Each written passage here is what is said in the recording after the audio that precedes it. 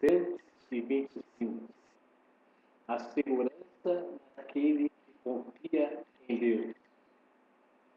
Os que confiam no Senhor serão como o monte de Sião, que não se abala, mas permanece para sempre.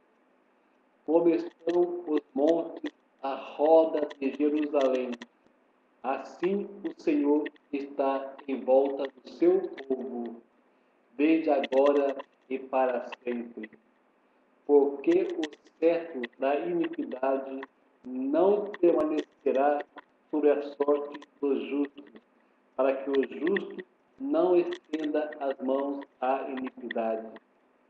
Faze o bem, ó Senhor, aos bons e aos que estão retos de coração, quanto àqueles que se desviam para os seus caminhos tortuosos, levá-los a o Senhor com os que praticam a maldade.